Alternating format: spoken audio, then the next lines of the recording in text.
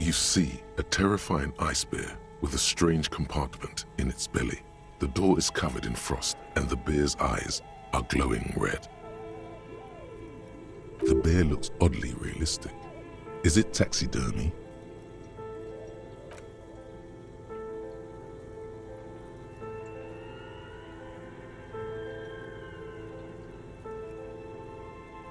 A gust of freezing cold air rushes to greet you. You hear a low grumble as the bear regulates itself. This is the inside of a refrigerator. Of course, just a giant ice bear-shaped fridge. Let's take a look inside. The shelves are empty. All you see are crumpled ice cream wrappers with the brand name, Revachol Ice City. A handwritten note has been attached to the door. The fridge is huge.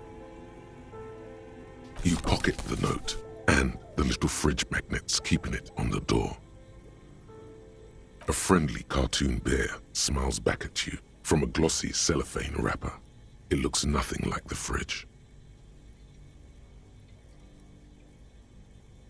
Good question. It looks like an ice cream fridge.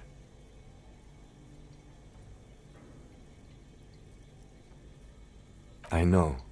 What an unfortunate marketing choice. What is even worse, the bear is still costing them money to this day. The fridge buzzes with energy.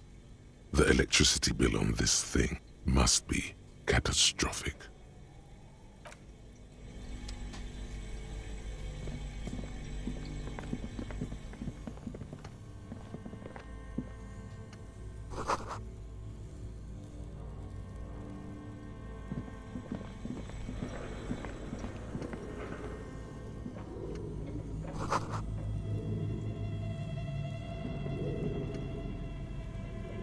A thick layer of coal dust covers the furnace, coloring it pitch black. Looks like it. Looks like an old central furnace used to heat the building. It's connected to the chimney. No one has used it in ages. No signs of any recent fire. Only dead rats. It's dark and grimy here. In the darkness you can hear chatter. It's coming from above. A voice or several voices talking to each other. Near the smoke chamber, upstairs. What are you doing?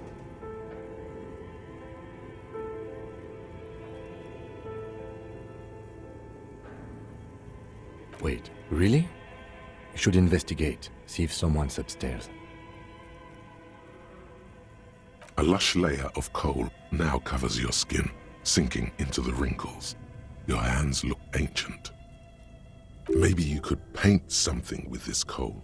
Leave a cave painting for future archaeologists. No, that would be stupid.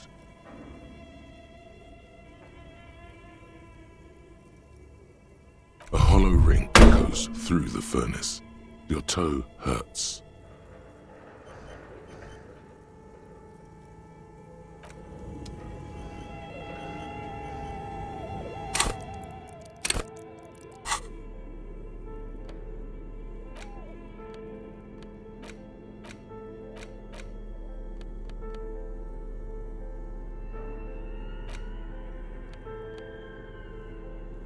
The note is written with a blue pencil on a piece of lined office paper. The kitchen magnets have left spots on its surface. Does it say anything interesting? This is tangential at best, but the lieutenant's detective instinct is still active. Someone has scribbled, S. I can't believe the off-site copy is still here. The illiterate ginger kid keeps stealing stuff from the studio, so I had to hide it somewhere safe. You'll find the filament memory with the off-site copy in the frozen ice cream maker. Please take it home, ASAP. It's important. I'd do it myself if I lived in a civilized place with a freezer. Take care, Suliswaf. Looks like someone from that radio game company upstairs. I'm a little surprised they just left their property lying here.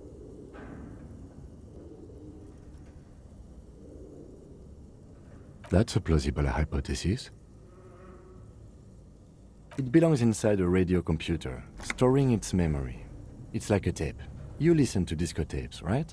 It's like one of your disco tapes, only for a computer. It's like the production schedule you found. Only this one's an off-site copy. Really? You don't have a single guess? Oh, I'm sure that child would love to get his hands on a filament memory. Even if he doesn't know what to do with it, he'd probably try to pawn it for speed, based on our encounter. I don't know. I assume it's somewhere close to the Ice Bear fridge.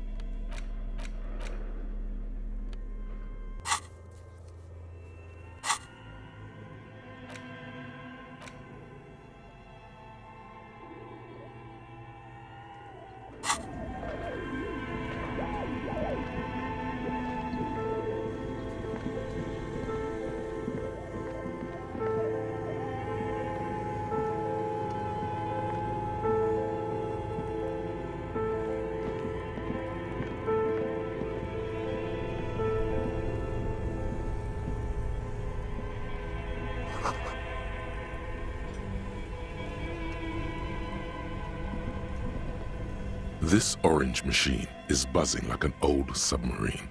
It has a hand-cranked ice cream churner on top and an electric freezer that appears to be frozen shut. Turning the crank feels oddly satisfying, like stirring your childhood dreams. In the distance, you hear water dripping. You slip your fingers under the frozen lid, but the ice is too cold for you to get a good grip. A pry bar would come in handy here. If you want to try again, then you need to have the pry bar in your hand, detective.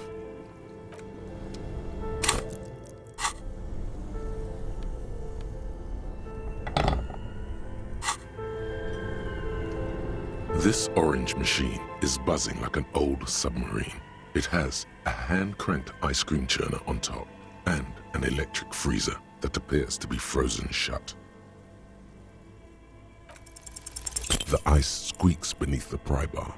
You think you've got the bar jammed in there pretty well, but the lid simply won't budge. You see the pry bar's metal handle bending right before your very eyes. Yeah, well, that's a good pry bar. I'm not criticizing it, but this ice cream maker is frozen shut. It takes an advanced tool to get it open. I have no idea, officer. This ice cream maker isn't important enough to requisition a special tool. Sooner or later, you will stumble upon a tool mighty enough. Then we will know what's in this mysterious ice cream maker.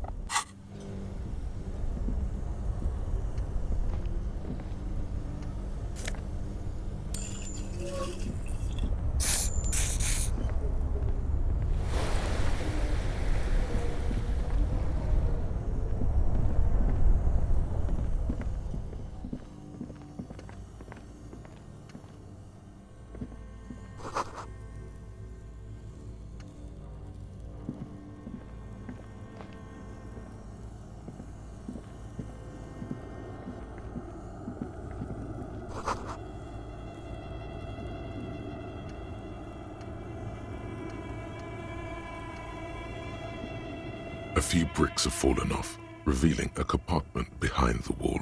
It's too dark to see in. There is, yes. And there also appears to be something inside the hole. Interesting. Do you want to take a look? Sure. Okay, here's some more rifles. None of these seem to be working. No! An old Belmagrave rifle. That's rare to find in such good order. Seems to no longer be functional, but still rare. Here. It's yours, officer. You found this place.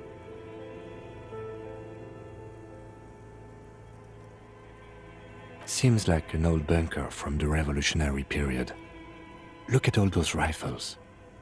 Must be an old weapons cache. It means there are firearms, albeit inoperable, still lying around in Martinez. It's an interesting coincidence, I would say. Might come in useful in the future. He likes this find.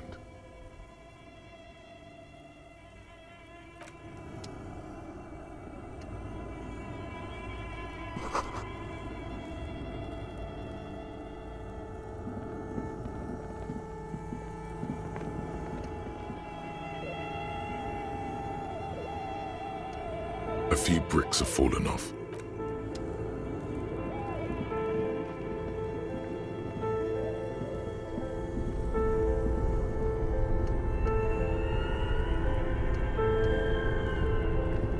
Two cables are plugged into the breaker box. The red one leads to the ice bear fridge and the black one to the ice cream maker nearby. An electric sizzle. The room is slightly quieter now. Something close to you dies with a soft electric purr. Why did you do that?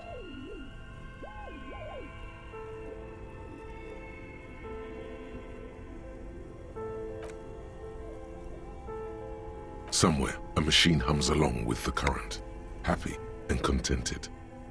Somewhere, in the dark, a giant electrical mammal stirs to life.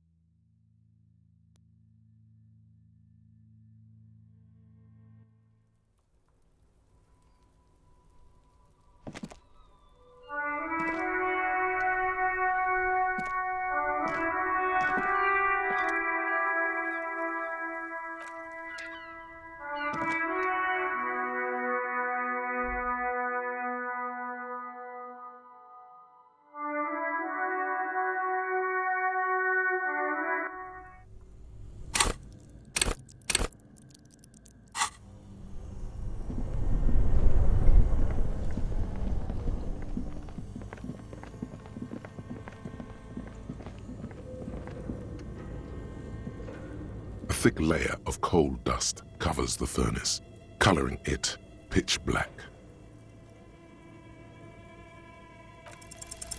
Something breaks loose in you.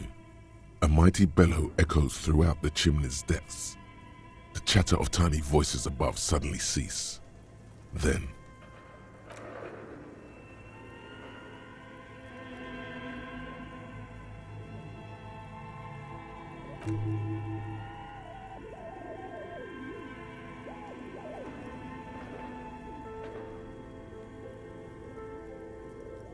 you hear a low rumble upstairs, the sound of a curtain being pulled aside. After you, officer.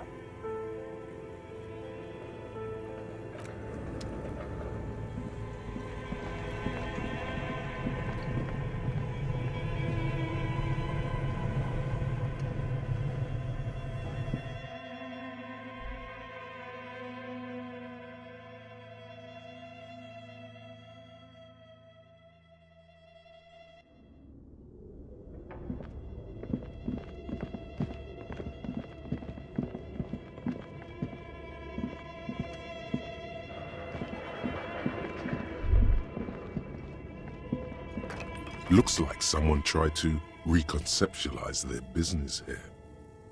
Look, the skis and rotor blades both bear the same Slipstream logo. It seems likely that they started out making one, failed to turn a profit, and then pivoted to producing the other.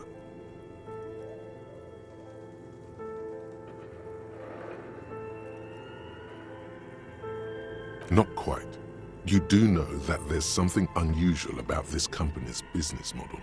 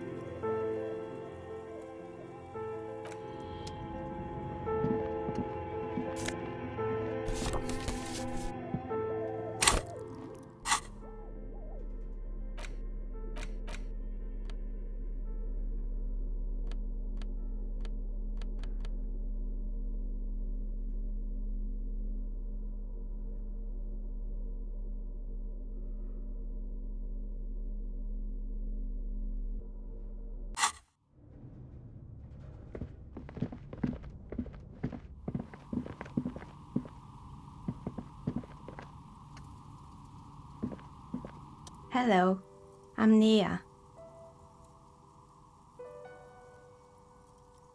Did you try knocking on my window? I must have missed you. I've been listening to my Milius. So what kind of dye are you looking for?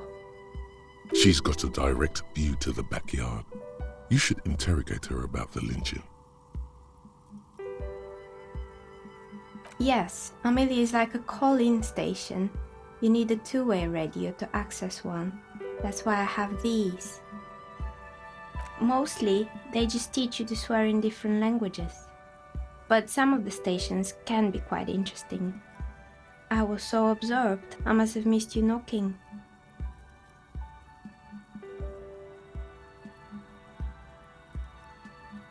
Then how did you get inside? By the south entrance? You know what? It doesn't even matter. What matters is that you're finally here. Let's talk dice. Did you have something specific in mind?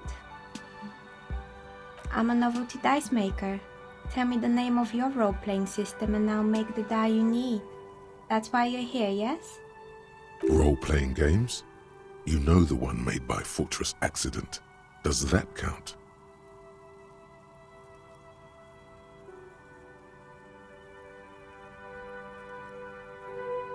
Very good.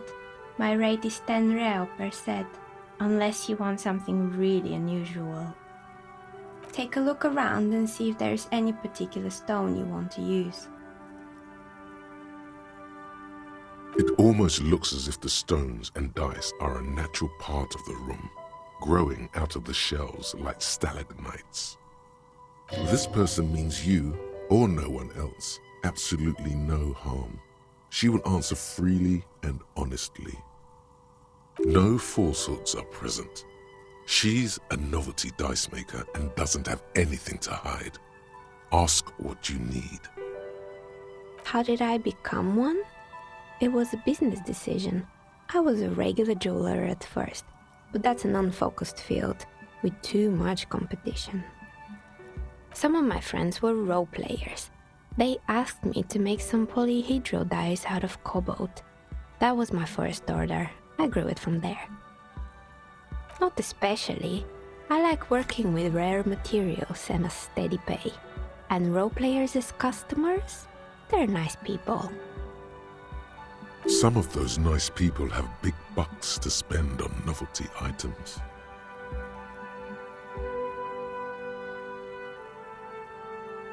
Nothing really. I didn't know him. The lieutenant looks at his notebook, then the woman under the large window. Your window looks directly onto the courtyard. You're saying you didn't see or hear anything unusual last Sunday evening? I'm sorry, detective, but as you know, I usually have my headphones on when I'm working. It shuts out most of the daily ruckus behind my window. Well, there's always something going on in the Whirling's backyard. During daytime, there are usually those kids, and lately I've been seeing a lot of drunk workers hanging about. Must be because of the strike. She's heard of the murder, but did not see it, sire. But I never saw anyone during that fateful Sunday night, I'm afraid. I might have, but in this case, all I would have seen is my own reflection staring back from the darkness. It's really hard to make anything out in the yard when it's dark outside. Besides, I rarely get up to look out the window when I'm in the zone. It's an odd profession, making dice for people, but I like it, and I prefer doing this to sitting at home. She nods. Anything else, officer? We're inside the chimney of an old central furnace. It's strange, I know.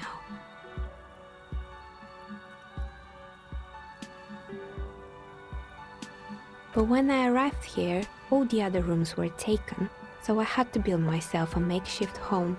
Besides, I don't really have to pay any rent here, so that's a plus. Creative.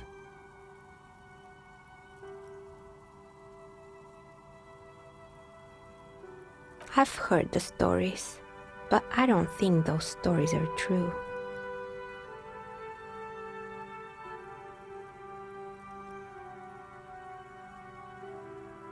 Plaisance, the bookshop lady?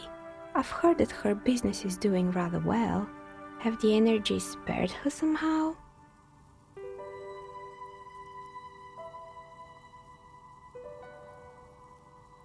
Oh, right. But it's not just the bookstore that's still up and running. What about the whirling in racks? Some people say it's part of the building complex.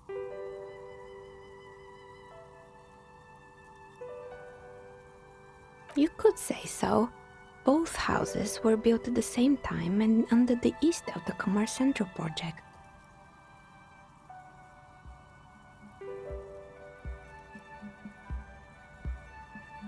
And then there is me. I've been here for 14 years, selling novelty dice to role-playing enthusiasts. Not exactly a million-real business idea, yet somehow I've survived despite the talk of malicious energies. Strange, isn't it? Maybe it's just because she's so talented that she's been able to woo the curse.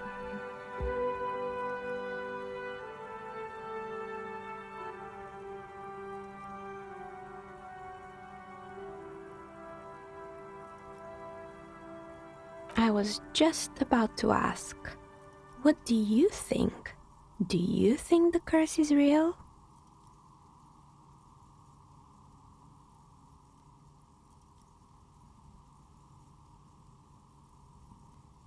Exactly. Truth is always so disappointingly mundane and boring. But I'm glad we got this sorted out. Anything else I can help you with today? That's all she has to say on the subject. She's been thorough and truthful, as far as we can see. Plaisance is not going to like what you have to tell her.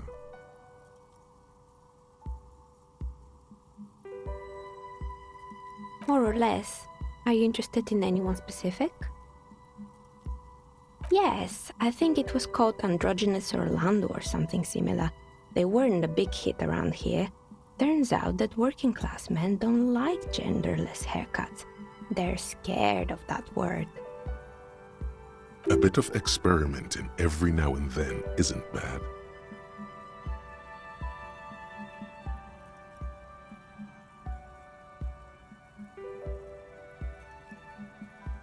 I guess it just wasn't the time yet.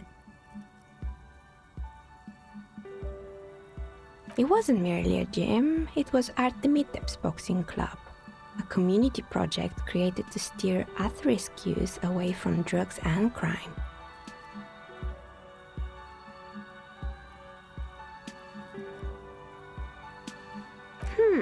Kuno? Who's Kuno?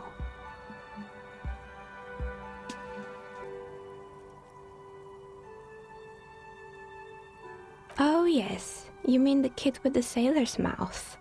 Yes, I've heard him yelling profanities in the backyard. I think it would take more than a gym to help that kid. A kind man from Zemsk. I heard he had some trouble with the law when he was younger, and that's why he wanted to start the gym, as his way of giving back. It didn't. If anything, it made the youth situation in Martinez even worse. At some point, someone started a rumor that the punching bag downstairs was full of amphetamines. You should have known it.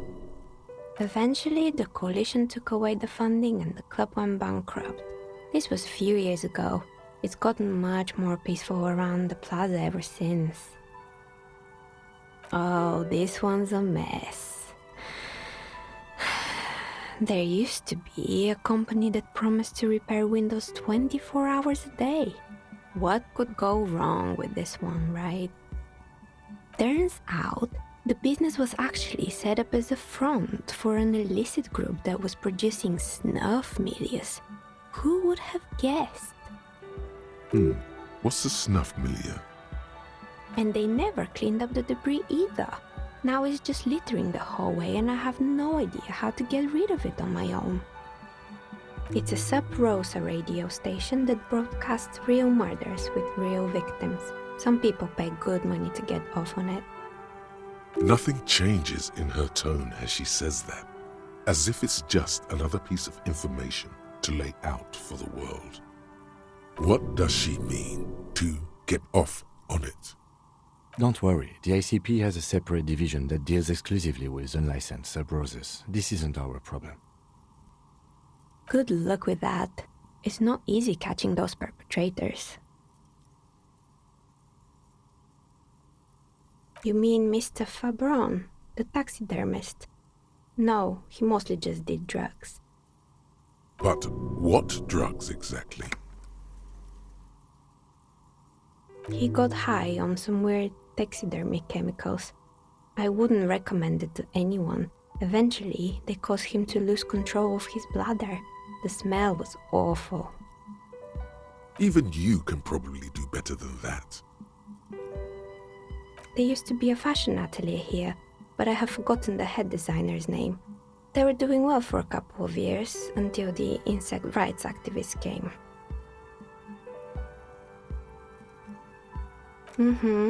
The atelier produced a certain collection that used chitin among the materials. Apparently chitin is made in the Occident, where it's extracted from beetle wings. And you know how all kinds of political movements are big in the Occident. The activists shut down the biggest chitin supplier, which of course caused the price to skyrocket. And, naturally, all the most fashionable tastemakers refused to be seen in chitin from then on. The atelier went bankrupt before they could finish the collection.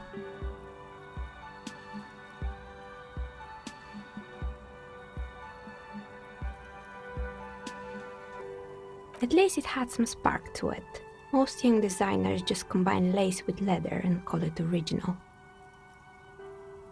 As she shifts around, you notice several dead flies on the windowsill in front of her.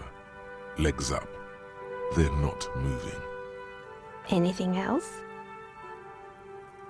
They were made by a company called Slipstream.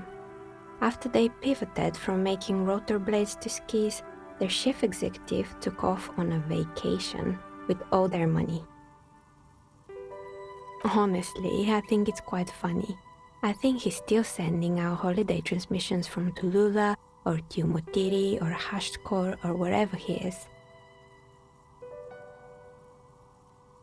The usual, I imagine. That he's been thinking up all kinds of new business plans and can't wait to get started on them just as soon as he returns. Men like that are a curse. Sure, but Slipstream is history now. All their remaining assets got seized by the bailiffs in 47. I have no idea why those skis and blades are still lying around in the house. Not much use now, I guess. Fortress Accident, the radio game studio. They were an interesting bunch. We talked about role-playing systems every now and then. Once, I even saw two of them get into fisticuffs over Wirral. They certainly took their work very seriously, even if they seemed to be chronically liberal with their schedules. The usual, they ran out of money and couldn't get the project done on time. Well, I did hear them talking at times. They seemed to believe they were historical individuals on some grand quest. She sounds almost mocking when she says that.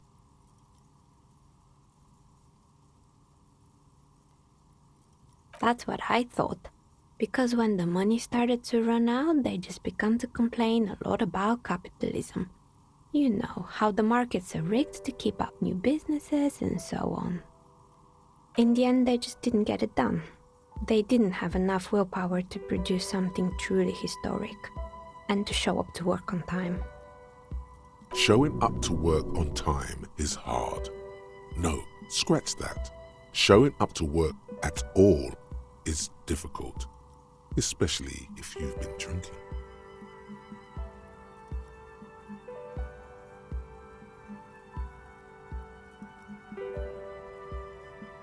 Not the wisest decision.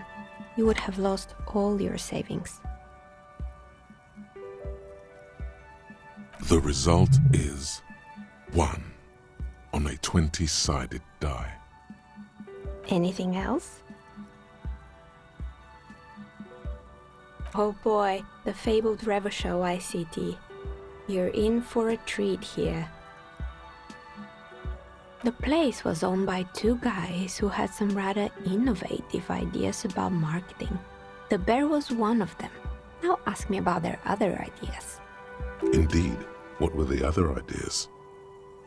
There was really just one, and it involved picking out the prettiest girls in the neighborhood and paying them 20 cents per hour to man the booth. And by man the booth, I mean slump behind the counter with a face that could maim you if you ever dared to disturb their bored magazine browsing. Sounds like she really didn't like those girls.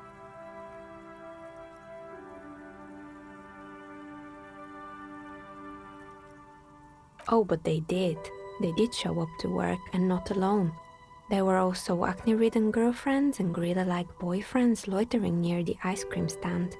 And they already had the bear.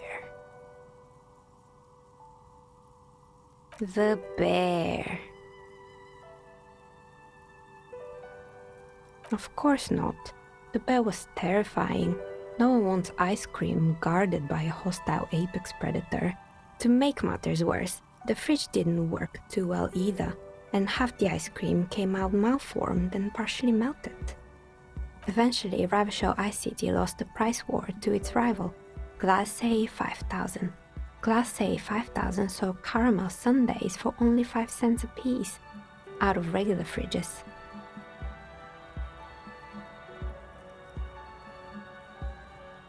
Maybe, because the taxidermist who made that bear definitely wasn't doing his best, I mean.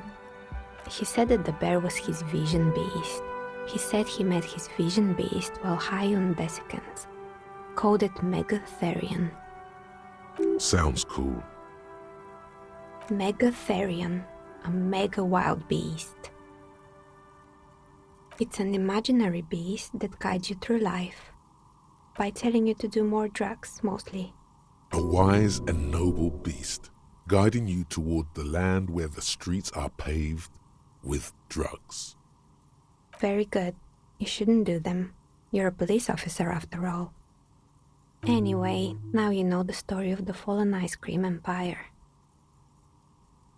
Anything else?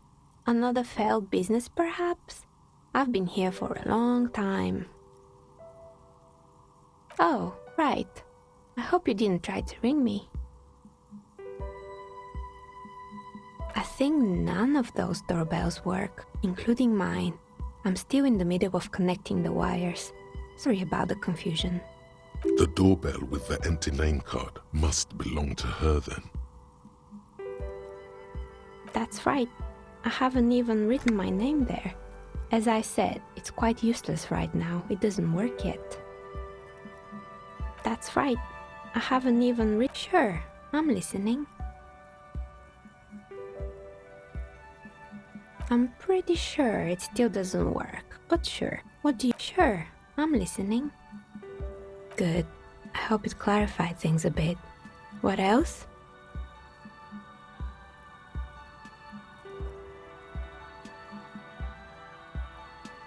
Of course. Tell me what you have in mind.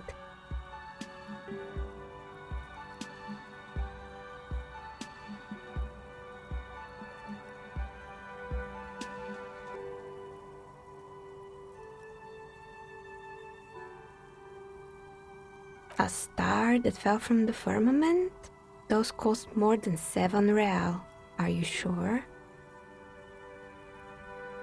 Yes, you definitely have the proper attitude. How about a pair of 100-sided dice, made of ivory and inlaid with lodestone, a naturally occurring magnet, to complement your magnetic personality? Pieces of lodestone were used as the first magnetic compasses, from which they derived their other name, coarse stones. That's a stone for leaders. 10 real, and I can get these ready in 8 hours.